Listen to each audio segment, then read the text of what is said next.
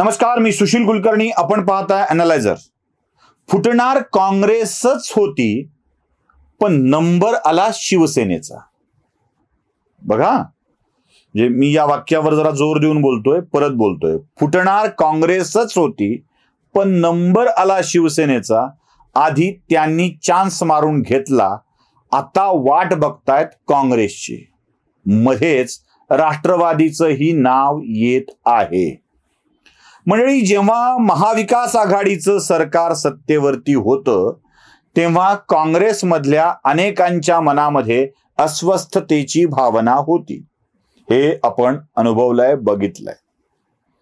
काँग्रेसच्या अनेक नेत्यांच्या मनामध्ये राज्याचं प्रमुख पद आपल्यालाच मिळावं असं होतं.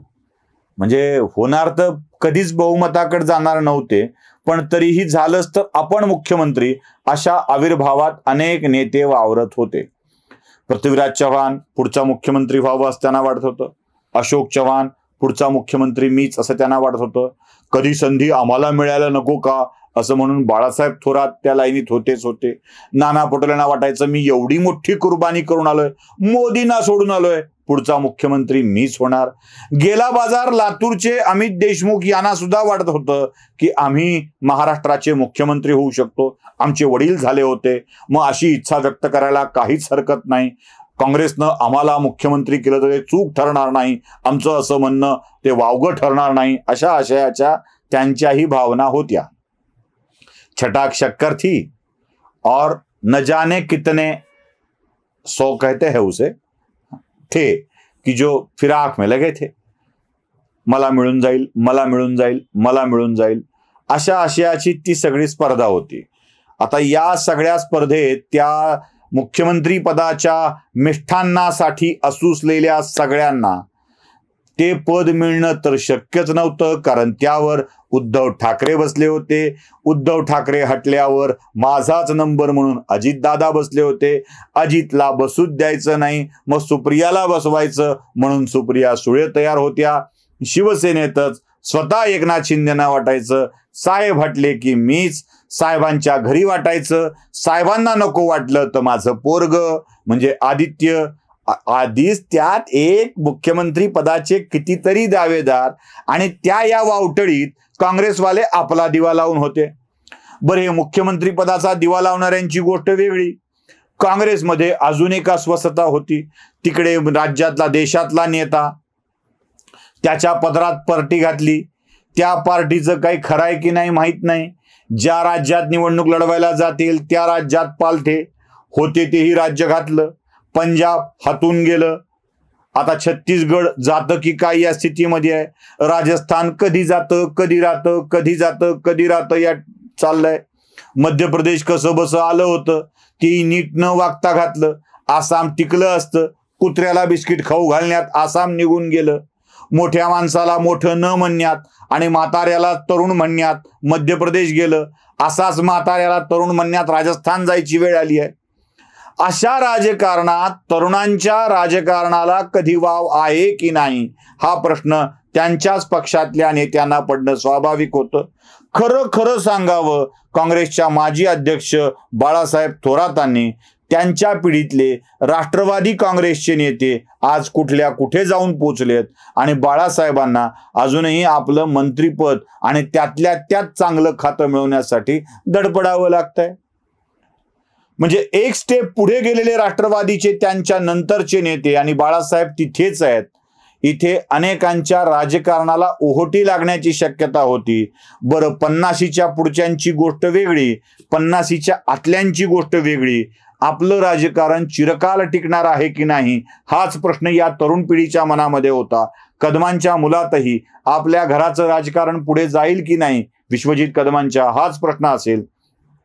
अमित देशमुख, धीरज देशमुखच्या मनामध्येही हाच प्रश्न असेल.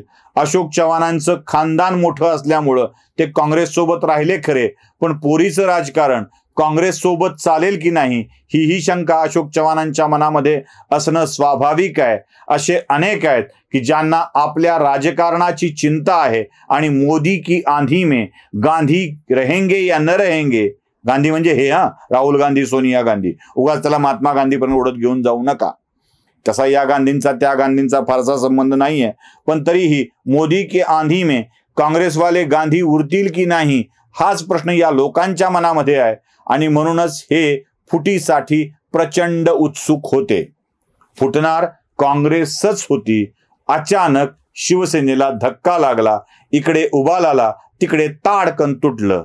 आता मध्ये आमच्या चंद्रकांत खैरे यांनी याच विषयामध्ये आपलं विधान करून टाकलं, थोबाड फोडून घेतलं आणि माफी मागावी लागली.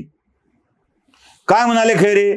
फडणवीसांच्या नादी लागू नका, आमचे आमदार अपात्र ठरले तरी सुद्धा काँग्रेसवाल्यांना फोडतील. 20-22 आमदार तयार आहेत आणि ते सरकार कायम करतील. आता खैरेंना हे माहीत होतं की काँग्रेस फुटणार आहे. बिचाऱ्या खैरेंना खासदारकीत पराभूत व्हावं लागलं. बिचाऱ्या खैरेंना विधान परिषदेवर घेतलं नाही. बिचाऱ्या खैरेंना उद्धव ठाकरेंनी राज्यसभेवर घेतलं नाही. निष्ठावंत मराठी माणूस सोडून त्या उत्तर भारतीय प्रियंका चतुर्वेदींना उद्धव ठाकरेंनी राज्यसभा बहाल केली, पण खैरे वाट बघतच बसले. माझ्यापेक्षा त्या बऱ्या वाटल्या असतील असंही खैरेंचं विधान त्या काळामध्ये प्रसिद्ध झालेलं होतं. आपण ऐकलं असेल. खैरेंना हे चांगलं ठाऊक होतं की त्या काळात मी नाराज होतो, फडणवीसांच्या संपर्कात होतो, पण भाजपवाले संभाजीनगरचं तिकीट खैरेंना देतील याची कोणतीही शाश्वती नव्हती. एकनाथ शिंदेंच्या बाळासाहेबांची शिवसेनाकडून तिकीट मिळेल याची कोणतीही शाश्वती नव्हती. आणि जेव्हा उद्धव ठाकरेंच्या सोबत कोणीच नाही, आपण गेलो तर किमान शिवबाठाचं तिकीट तरी मिळेल या एका आशेनं बिचारे खैरे त्या ट्रेनला लटकून राहिले. पण त्यांना खरं माहीत होतं.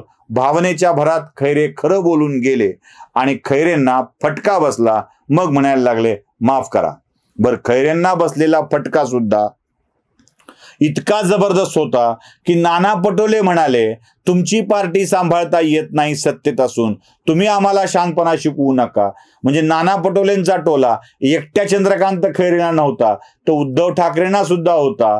आम्ही निष्ठावान, आम्ही सगळी निष्ठा सांभाळणारी माणसं असं सतत सतत बोलणाऱ्या ठाकरेंना कोंबडीच्या खालून अंडे कधी काढून घेतलेले कळत नाही इतक्या सफाईदार पद्धतीनं एकनाथ शिंदेनी सगळेच आमदार काढून घेऊन गेले.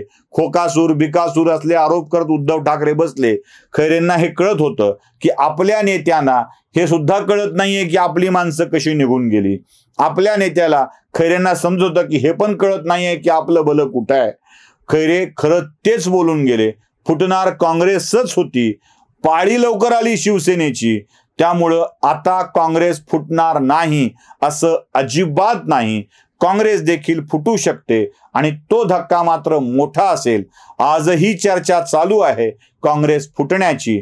फक्त फुटून कोण कोण निघतील यावरच चर्चा आहे. सरकार लवकर पडणार असेल तर निवडणुका लवकर होणार असतील तर काँग्रेस लवकर फुटेल आणि जर विलंब असेल तर जरा उशिराने फुटेल. इतकंच काय ते तुम्ही तर वाट बघत बसा. मी तर दावा करतोय खैरेंच्या सारखाच की राष्ट्रवादी देखील फुटणार आहे. फक्त ती कधी याच्या मुहूर्त लवकरच तुम्हाला समजून जाईल. व्हिडिओ आवडला असेल तर लाईक, शेअर आणि सबस्क्राईब करा. धन्यवाद.